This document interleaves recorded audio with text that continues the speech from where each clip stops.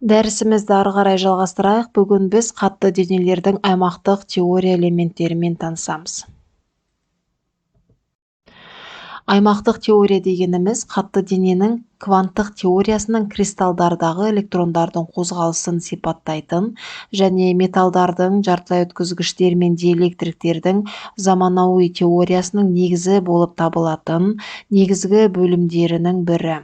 Қатты дененің электрондарының энергетикалық спектрі еркін электрондардың энергетикалық спектрінен немесе жекелеген атомдарға жататын электрондардың спектрінен айтарлықтай ерекшеленеді.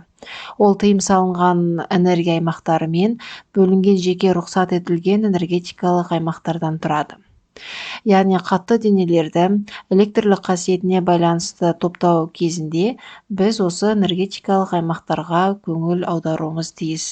Яғни бұл жерде тыйым салынған энергетикалық аймақ пен рұқсат етілген энергетикалық аймақтардың ені бойынша біз өткізгіш, жартылай өткізгіш немесе диэлектрик деп материалдарды үш топқа бөле аламыз.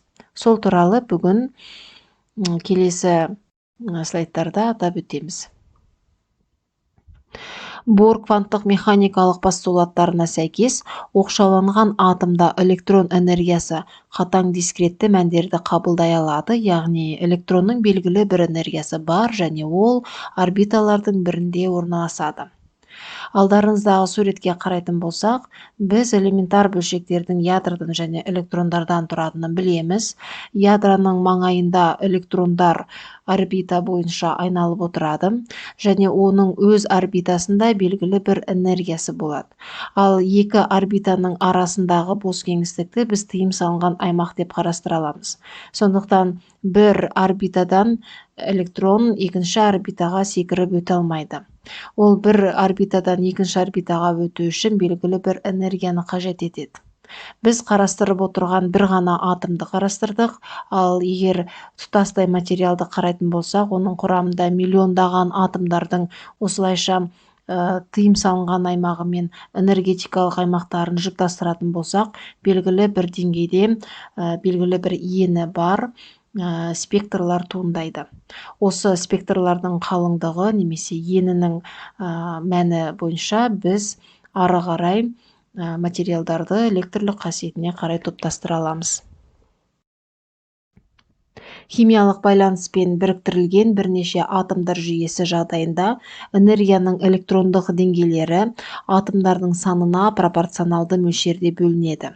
Бөліну өлшемі атомдардың электрондық қабықшаларының өзара әрекеттесуімен анықталады.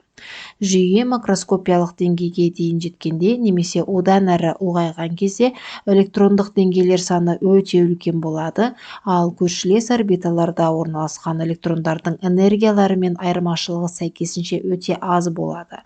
Яғни энергетикалық деңгейлер іс жүзінде үздіксіз дискретті жиынтыққа, энергетикалық аймаққа дейін бөлінеді. Жаңағы айтып отырған бірнеше аймаққа бөліну алдарыңызда көрсетілген, яғни ол бір ғана атоммен шектелмейді, ол бірнеше мыңдаған, миллиондаған атомдардың жинақталуы кезінде осындай өткізгіштік аймақ, тыйым салынған аймақ және валенттік аймаққа бөліне бастайды. Алдарыңызда диэлектрик кристаллында энергетикалық аймақтың туындауы көрсетілген.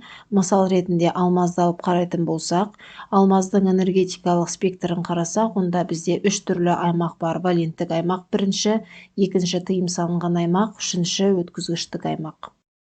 Тыйым салынған аймақтың ені неғұрлым үлкен болған сайын, ондай материалдарда тоқтың жүру қасиеті төмендей түседі, яғни тыйым салынған аймақтың ені үлкейген сайын материалымыз диэлектрик санатына жатқызыла бастайды.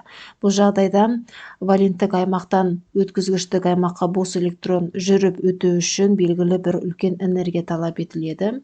Ал диэлектриктерде ондай энергия өте үлкен, сондықтан бос электрондар бізде өткізгіштік аймаққа өте алмайды. Сондықтан бұндай материалдарды біз диэлектриктер деп қабылдаймыз. Осы аймақтардың өзара орналасу принципі бойынша барлық қатты заттар үш үлкен топқа бөлінеді. Олар өткізгіштер, диэлектриктер және жартылай өткізгіштер. Алдарыңызда өткізгіштердің аймақтық теориясы көрсетілген. Өткізгіш аймағы мен валенттік аймағы өзара жанасып орналасады. Яғни бұнда энергетикалық саңылау жоқ, яғни тыйым салынған аймақ болмайды. Өткізгіштік аймағы деп аталатын бір аймақты құра отырып, электрон кез келген рұқсат етілген шағын энергия кезінде олардың арасында еркін қозғала алады. Диэлектриктерге келетін болсақ, мұнда өткізгіштік аймақ пен валенттік аймақтың арасында энергетикалық саңылау болады, ал олардың арасындағы қашықтық 3 электрон вольттан көп болатын материалдар электронды валентті аймақтан өткізу аймағына ауыстыру үшін айтарлықтай үлкен энергия қажет, сондықтан диэлектриктер ток өткізбейді. Жартылай өткізгіштерге келетін болсақ, бұнда аймақтары өзара жанаспайтын материалдар және олардың арасындағы қашықтық тыйым салынған аймақтың ені 0,1-ден 3 электрон вольт аралығында болады, яғни ол диэлектрикке қарағанда азырақ болады. Бұл жағдайда электронды валентті аймақтан өткізгіш аймағына ауыстыру үшін диэлектрикке қарағанда аз энергия талап етіледі, сондықтан таза жартылай өткізгіштерде тоқты нашар өткізу қабілеті байқалады. Тыйым салынған аймақтың мөлшері, яғни валенттілік және өткізгіштік аймақтар арасындағы энергетикалық саңылаулар аймақтық теориядағы негізгі шама болып табылады. Ол материалдың оптикалық және электрлік қасиеттерін анықтайды. Электронның валентті аймақтан өткізгіштік аймаққа өту заряд тасымалдағыштарды генерациялау процесі деп аталады, ал кері өтуді рекомбинация процесі деп атаймыз.